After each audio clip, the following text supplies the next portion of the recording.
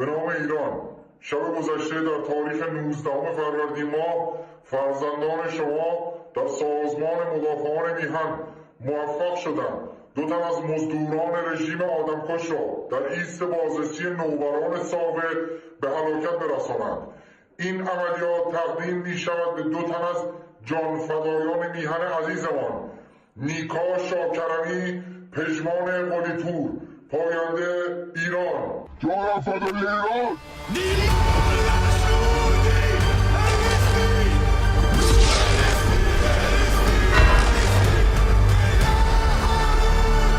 I read about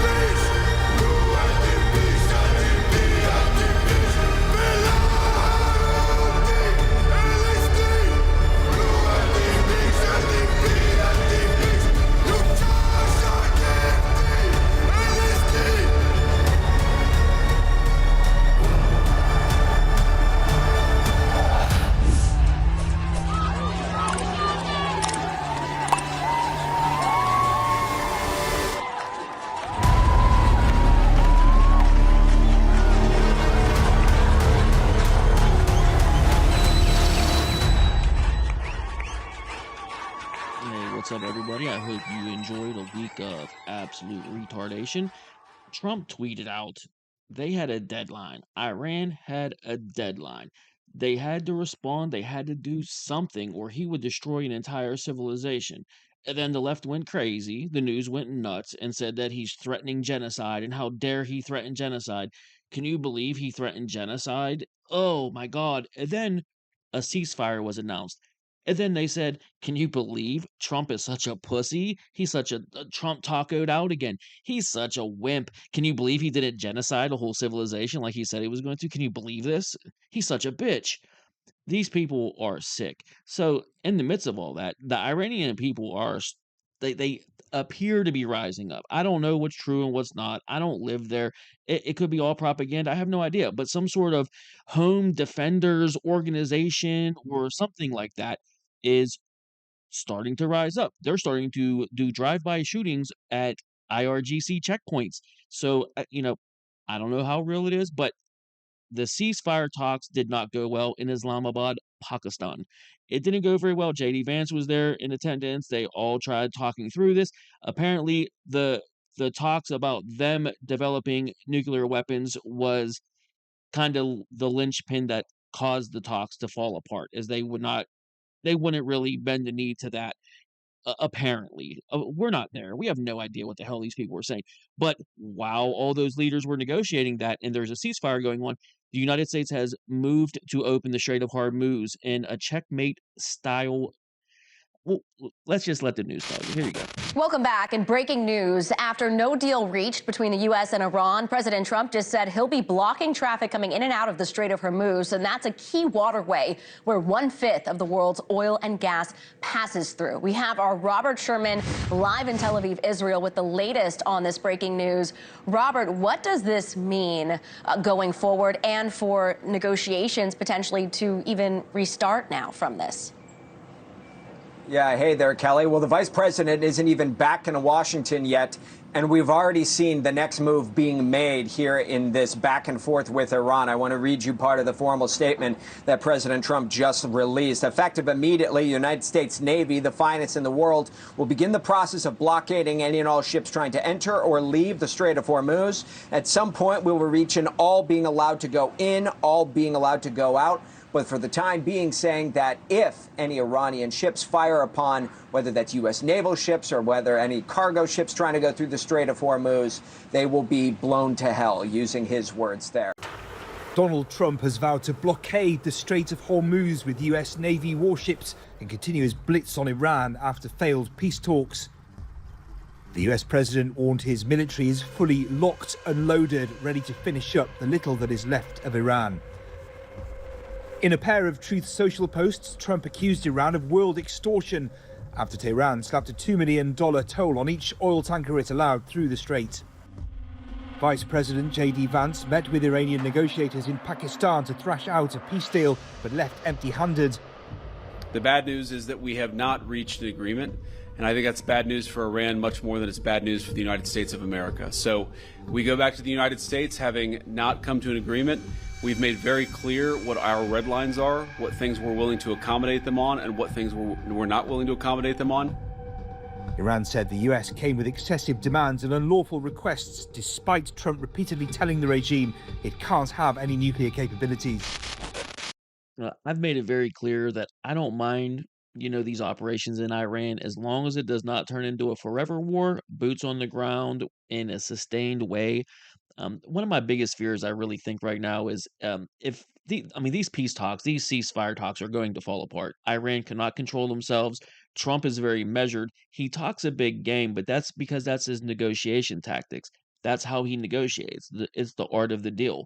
He goes real big, and then they continue to just pretend that he chickens out, but this is just how he negotiates. They should be used to it by now. In fact, they are used to it. It's just bad faith arguments from them. That's just kind of how they do things. The left really just has nothing to talk about. They have no solutions, no policies, nothing other than I hate Trump, I hate the Republicans, I want division. That's just really what they're into. I don't really get it, but hey, to each their own, I guess.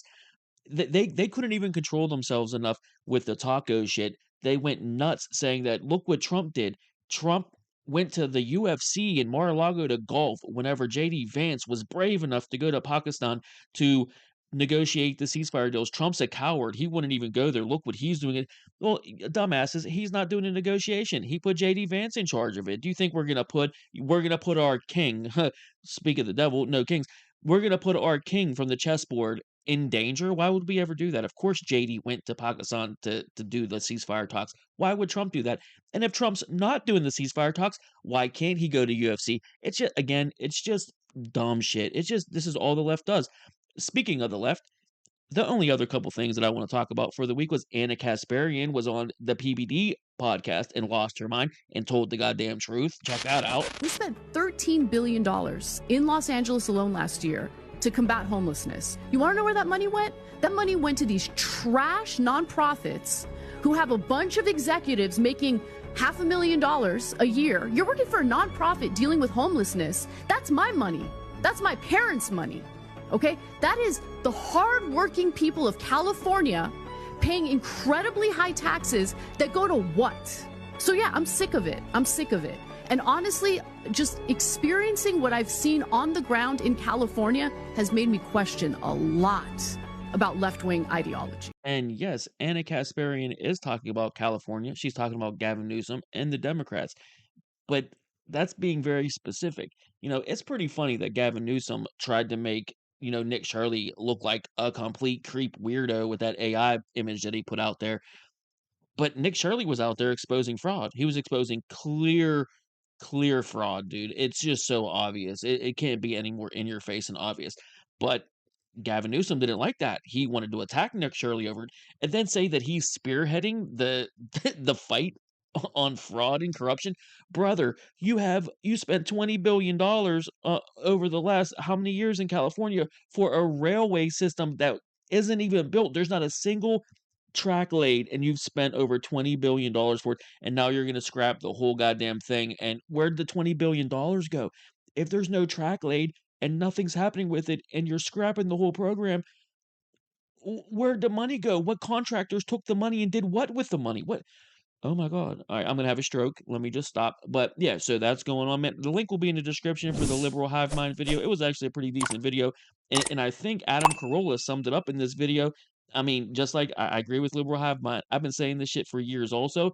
But Adam Corolla, he said it pretty well for the most part on how the Democrats do things and how they operate. What they do is they create chaos, and then at some point they go, look at all the chaos. And it's like, yeah, I know. That's because you're doing that. And then they go, don't you want the chaos to end? The phenomenon that's kind of interesting with Trump, what if I just said as an example, you and your wife, and your wife said, I'd like to go to bed at night and leave the front door open. And you go, I don't want to do that because like raccoons would come into the house, a stray dog, and they go, no, that's what I want to do. And you go, no. And then you come downstairs in the morning, the trash is all torn through because a family of raccoon walked through your living room and so on and so forth. And then you say to your wife, can we just shut the front door? Can we just shut the front door? And she goes, no, no, no. And you go, I'm shutting the front door. And you shut the front door. And she's throwing a fit every single night. And then at some point, your kids just go, just open the front door. I'm so tired of hearing her. I'm so tired of the arguing. And you go, but we shut the front door and we didn't get any raccoons. I know, but I don't want to hear this anymore. Just do it. And you go, fine, we'll do it. And so you go, oh, you open the front door. And now there's raccoons back in the house, but there's no more arguing. In a way, it's like being blackmailed. So you go, I don't want the front door. And I go, yeah, but don't you just want peace? Don't you just want some peace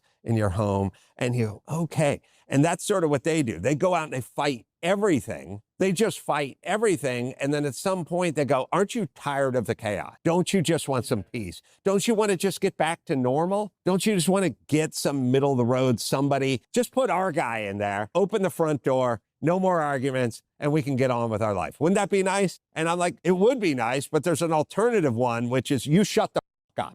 You know what I mean? Like, because that's the other alternative. I'm going to shut the front door. You shut the up, and we'll get on with our life. See, the left thinks that we won't give up on Trump because we're in a cult. But the truth is, the alternative is them. And they're so trash that I can't possibly give up my hope in Trump because the alternative is just chaos. Look how they brag about how look how many the record number of protests across the country every time Trump is in office, because it's the chaos. It's what they create. If they win, the protests go away. All the paid protests go away. All the chaos goes away.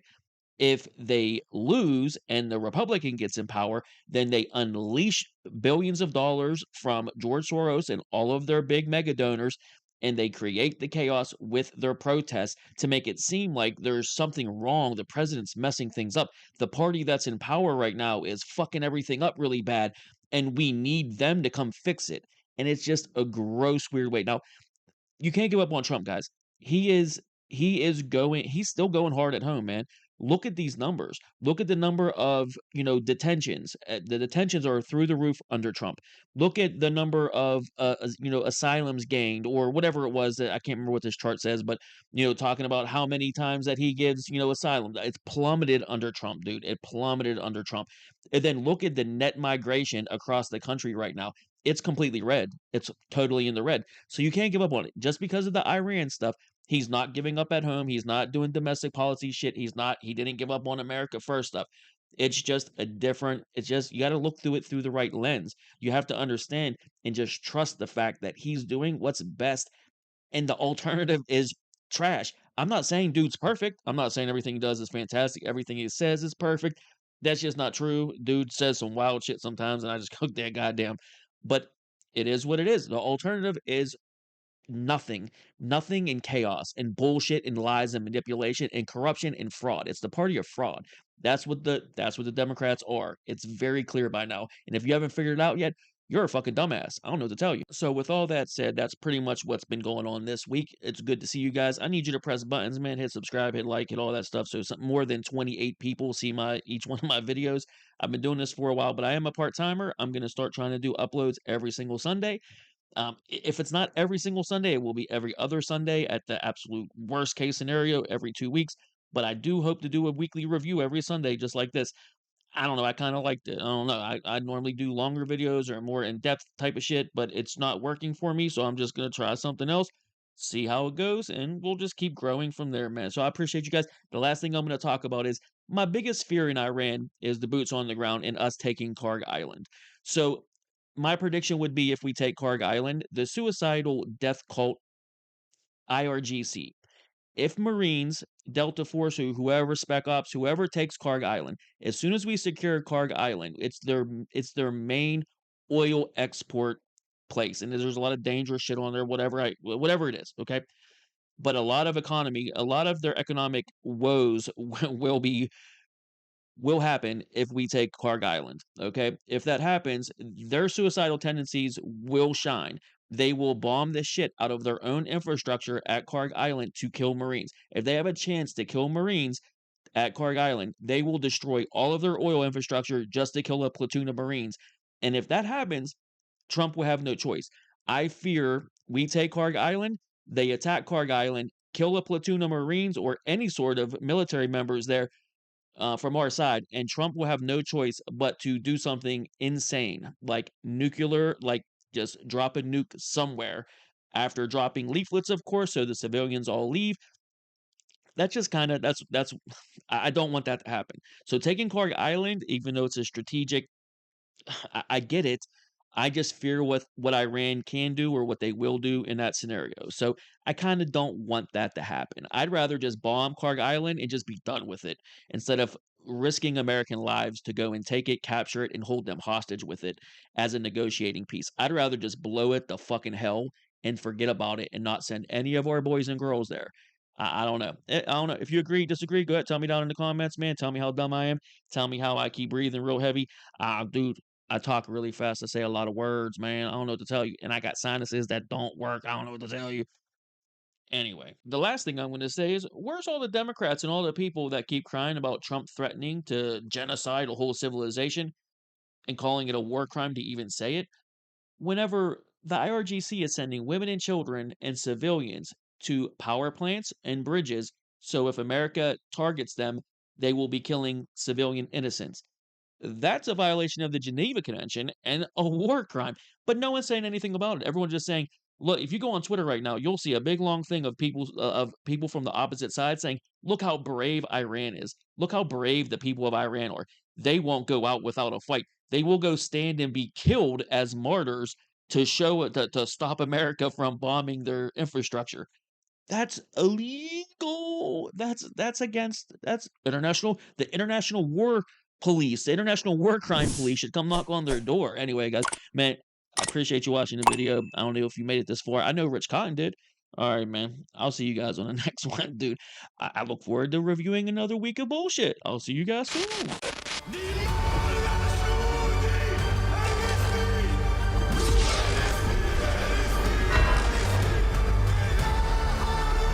I read about